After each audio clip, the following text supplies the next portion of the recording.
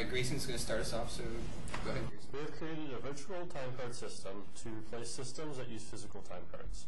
We believe we've streamlined the process of employees clocking in and out to perform and for managers to perform management tasks. The system is designed to be housed in either a local or enclosed intranet system. The system is easy to use and completely paperless. So we're going to talk about the front page here a little bit of our project.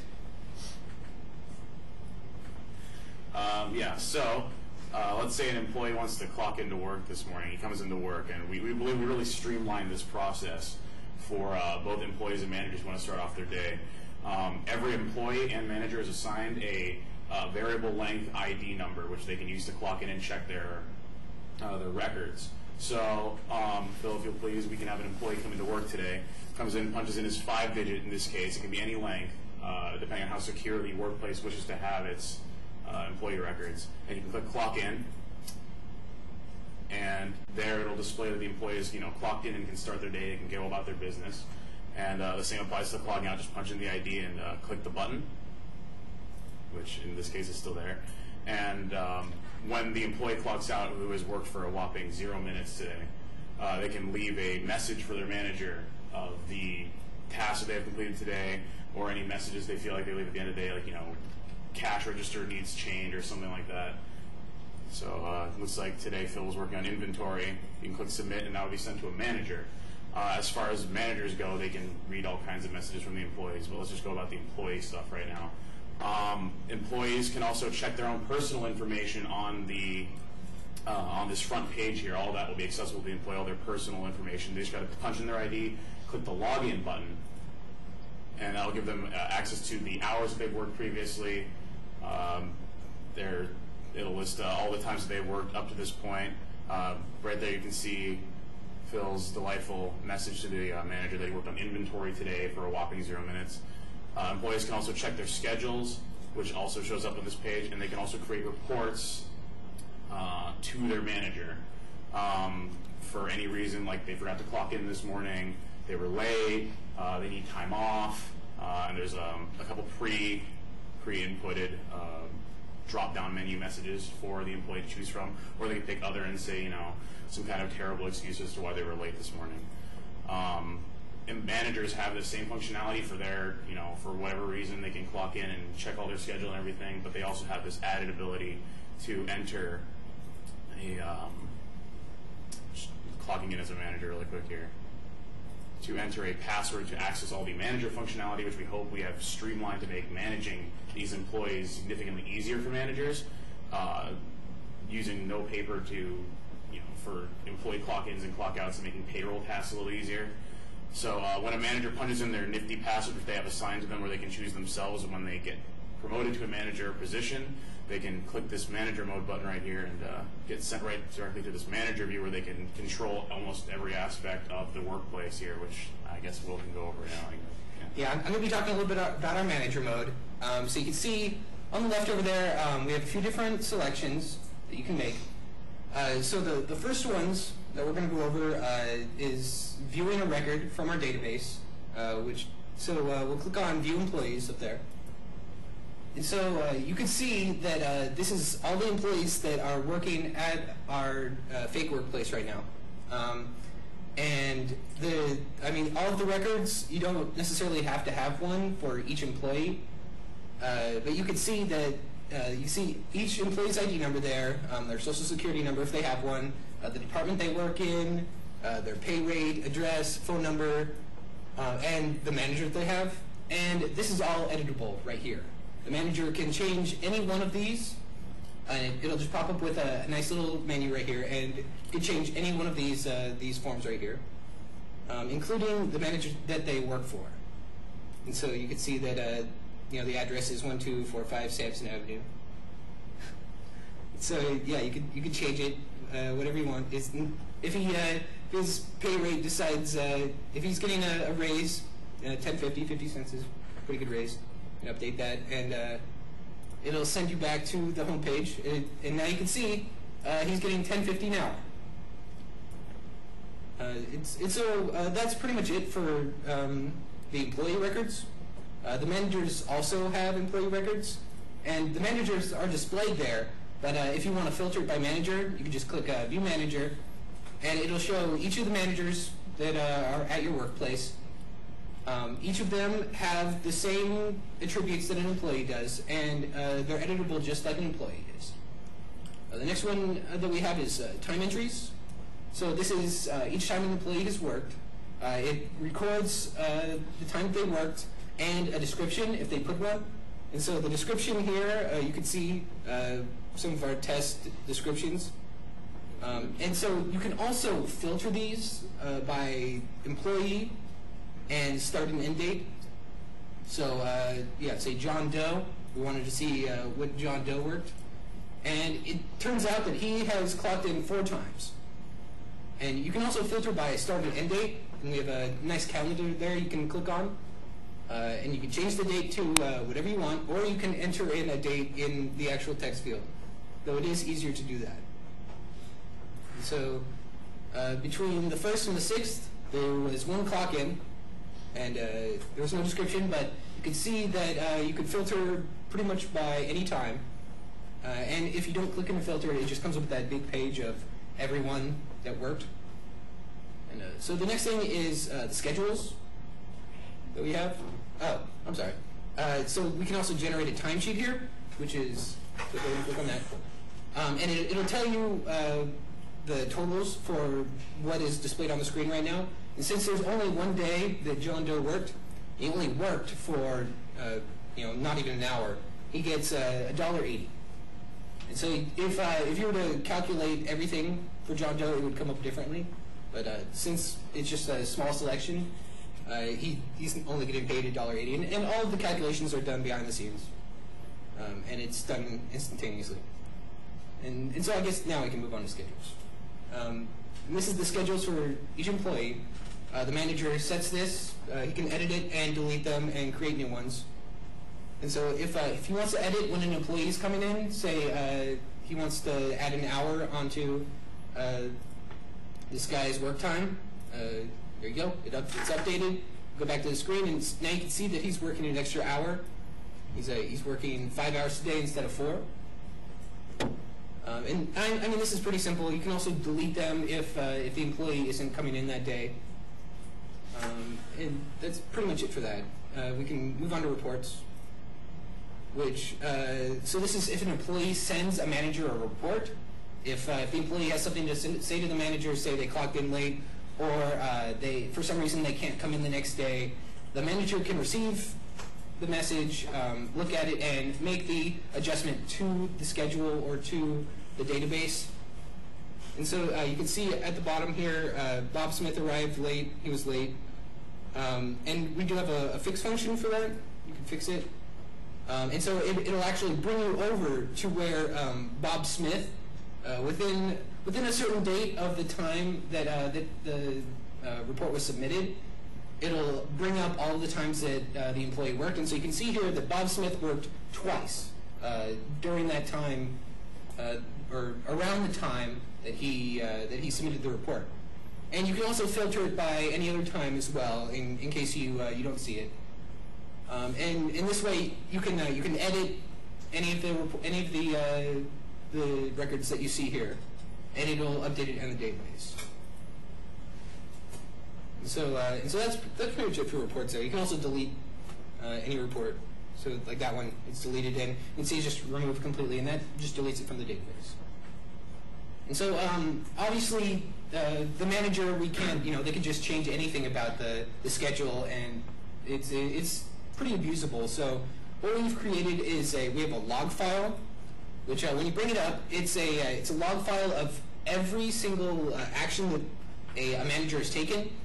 And so this is, say, the manager's boss or someone who owns the company wants to see why an employee has been getting extra hours, or why they have more money than they've been getting more time than they actually worked. Then they can see if a manager has changed the database here, and it just takes a log of everything that the manager does. And so you can see they, right here on the 3rd, they entered edit mode for time entry. So that means that they edited one of the time entries for one of the employees. And you can't edit anything here. It's read-only. And so it's just a long log file that records everything that has happened. And it's just for security. That's really the only reason, to protect the company against managers who might want to abuse the system. And so we also can add any record. I mean, because the database obviously has to be populated. And so we're planning on including with the program a kind of a root account, so that you would be able to initially add managers, add employees, stuff like that, and then then the managers would have access to all that stuff. And so you can add an employee here, click on that. It'll bring up a screen like we saw before, like with the edit, except now you could just you could type in all of the attributes for an employee, and it'll put it right in the database. There'll be a new employee. Yeah. We don't need to do one right now, but you can see that that it has every single attribute that was on the previous page for the employees. Go ahead and click Cancel Fill. And it's the same for managers right here. And so adding a manager, you have to select an existing employee. You can't add a manager just as an employee. So first, if you want to be a manager, you have to add them as an employee, and then make that employee a manager. And you can see here that you can give them a password. So yeah, I mean we're not going to do that one either because we don't want to change our account right now. But and we can also add a time entry here, which is so this kind of goes along with if the employee had something that went wrong. If they clocked in, say they forgot to clock in one day, then you could add that time in here. And so you can see that it's just a little drop-down menu. You select which time that they worked, and then the end time, and if you want, you can put a description in there as well. And finally, we have the schedule, the edit schedule here. And so this is to add a schedule for an employee. So this is where the manager would be able to add a specific time in which the employee should come into work. And this would be displayed on the employees when they log in to look at their schedule. It would automatically be updated there. So once the manager added that in, the employee would be able to see it immediately. So other than that, that's about it for our project. Basically, again, what we're trying to do is just streamline the process of clocking in and clocking out for an employee, and also make it much easier for a manager to manage his employees and manage the work that all the employees do, and also make it easier for him to communicate with employees. So that's it. Thank you very much. Log out. We're done. Log out. Okay, so our program is called Copy Capture, and the basis of it is to go through your hard drive and delete all your duplicate songs. It's meant to free up space on your hard drive and further you in your quest for the perfect music collection. So let's run through one. So as you see, we've created a folder that has all the songs in it already, but you can simply, if you see there's a couple songs that are duplicated already, there's a few, so if you go back to our actual program,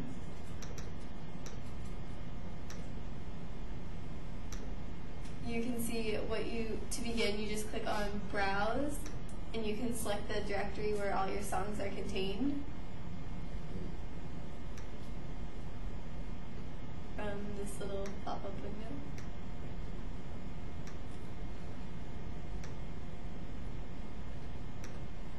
And then by selecting the directory, you have different options that you can do. You can delete old songs, isolate songs, and then we also have something that says like remove oldest 10% songs. So we'll search through and find like the oldest songs, and then we'll just remove 10% of those. But for now, we're just gonna go through and find the duplicates and delete those. So then you just click Handle Duplicates.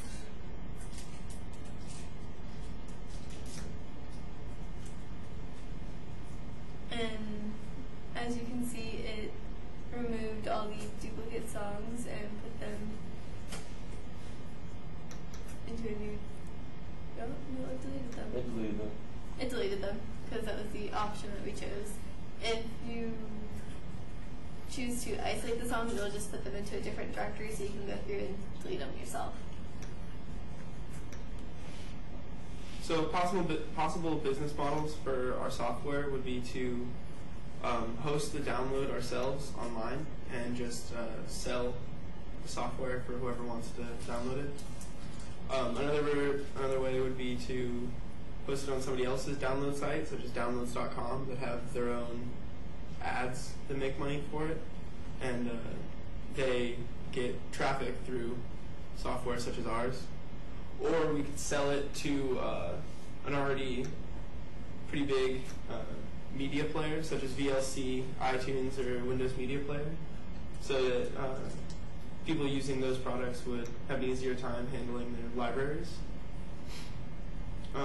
And the newest way, which might not be as applicable for our own, but would be to make it available free to download, and then sell new material that we come up with, like comparing other file structures, such as documents and directories and whatnot, things other than audio files.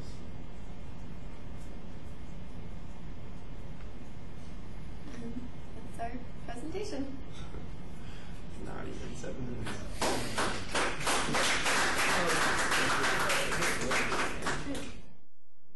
So, with the advent of the internet, identity theft has a new face, so to speak.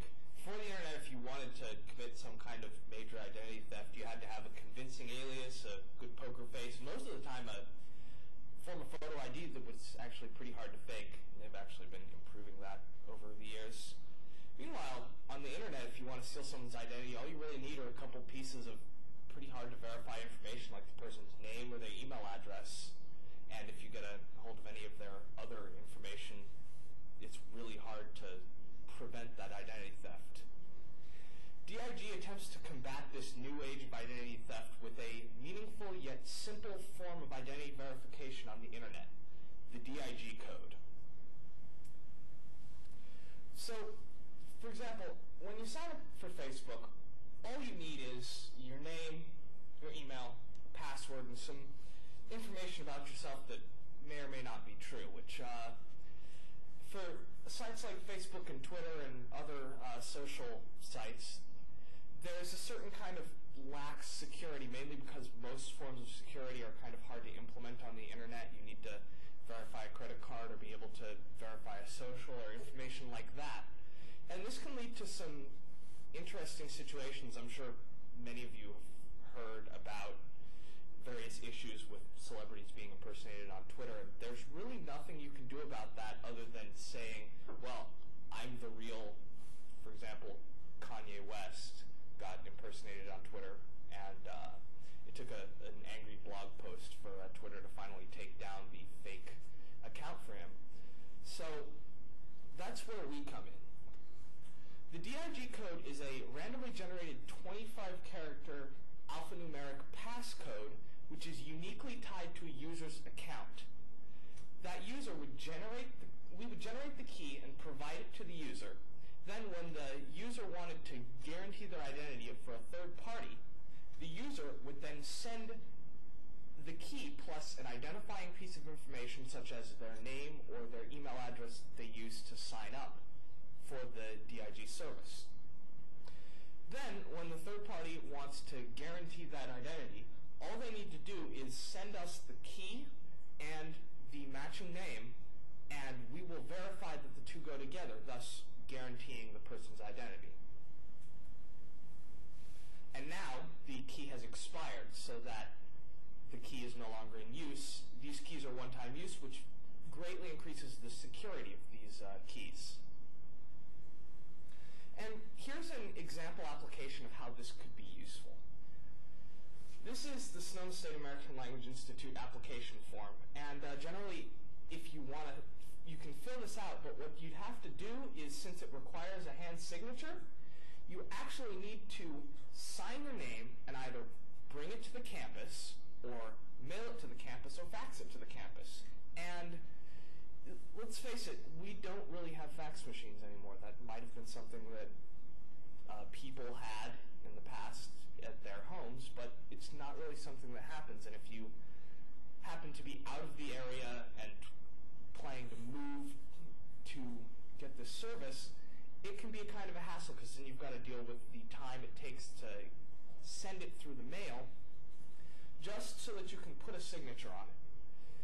What we would do is we would step in, and in place of this signature, or a signature of the applicant at the top, you would just provide the DIG code.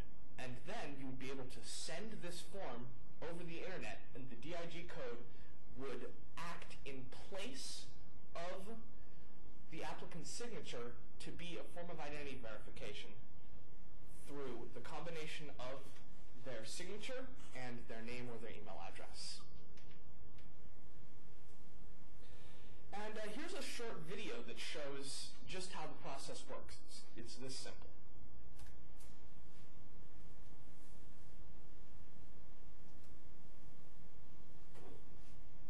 So here's our application. This is a form that would normally need to be printed, signed, and mailed. Or you could use a digital signature, which would save time and money. You just merely log into your DIG account and generate a new key. You copy that and place it in the signature field of the form. You would then be able to save this web page and the information stored in the form and send it off through email or through a submission form, and whoever receives it, they would get this form, download it as an email attachment, or view it through whatever means that they have, and then they open the form, they get the code, they merely copy the signature into our easy verification applet with the name and email, and the green box appears showing that the signature is indeed authentic.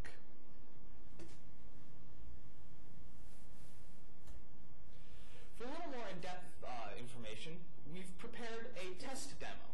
Now, this is not the real Classmates.com, but this is a potential application for the DIG code. Classmates.com is the kind of business that would rely on a certain level of identity guarantee, because it's meant to join people with other people that they may have known in the past, and so in order to prevent fraud, you'd want some kind of guarantee. Now, the DIG code would be a perfect application for this. Now, let's say someone came to this and wanted to register the account. They see the DIG, and this "what's this" link brings them directly to our website. And on the website, all you need to do is register, and you provide to us currently your email, as well as a password, your name, and your birth date. We also at this point require a credit card number, which is used merely to verify identity, because if we require that the name on the card matches the name on the account, then we can, through an insignificant charge that is immediately rescinded, verify that your account is indeed correct and that it belongs to you. So this guarantees the information. Once you're here, you can download our key generator applet, which is used to generate the dig keys that you would provide on forms. So all you need to do is open up the generator and log in with your email and password.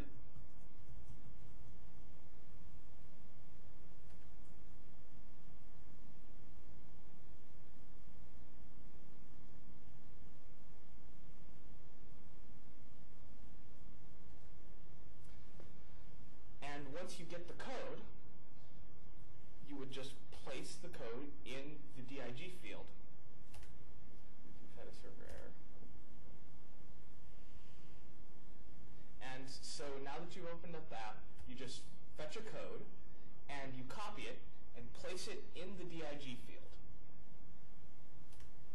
And you enter other information. And this would be submitted to the owner of the form or the web page that wants to verify your identity and give you the thanks for registering. And then on the other end,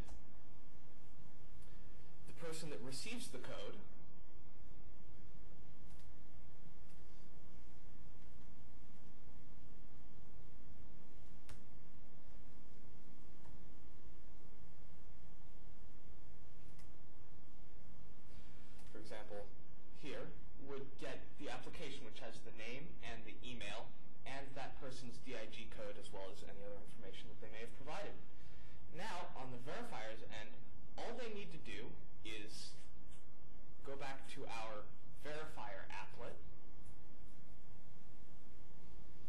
which can also be obtained from our website easily. Just download the key verifier.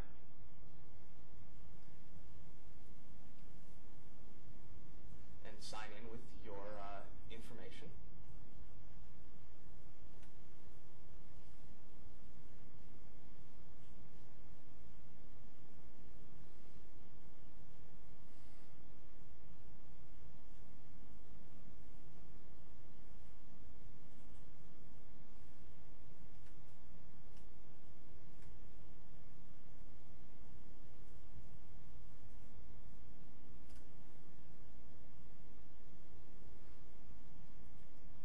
Now that you're logged in, you just input the person's first and last name, as well as the email that was provided when they signed up for our DIG service, and then you would just copy their signature, and you would take it over to the verifier. And once the signature is verified through the green box, which this app contacts our server and provides the information, and then returns whether or not the identity is verified. You can use either the first and last name or the email or both, depending on the level of security that is required. And so now, whoever's administering the website, for example, in this case classmates, would now know that this is indeed Ryan Scholl.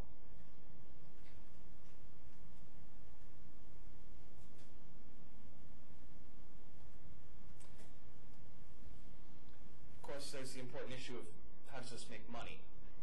Now, the framework that we were considering is that for applications where you don't really need a lot, we would offer a free account that would give a limited number of verifications, but an unlimited number of generations. The idea is that the charge would be applied to the person that wants to verify, since the service that's being provided is for the verifier, because they receive the information that the person that they're contacting is actually who they think they are. Meanwhile, for business applications, we will have a paid account, which has a monthly fee with a scaling cost based on usage. So, for example, you'd have a monthly fee that would say give you 150 verifications, and then anything above that would charge a nominal fee for each verification after that. We would probably have tiers of charge where each successive tier gives you more verifications if your business needs expand. This also has a number of potential applications where this business could grow. For example, you could have addressable keys such that when you generate a key, the key would only be able to be verified by a specific person. This would allow for a number of useful applications, such as if you wanted to provide them for casual transactions, if you wanted to get a little bit more safety when you're doing a Craigslist transaction, you would be able to use these keys to verify the person that you're dealing with online. And the important part about the recipient is that they wouldn't be able to take your key and use it elsewhere. And these wouldn't be one-time use. You could use these as many times as you want because they only have one specific person that they go to.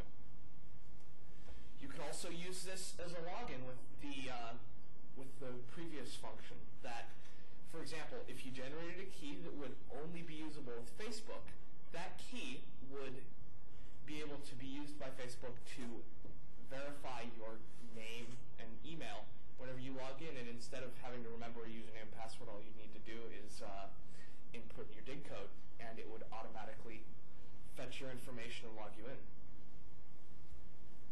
We would also be able to offer this as a browser extension for, say, Firefox and Chrome that would allow you to generate keys in the browser or in forms, possibly.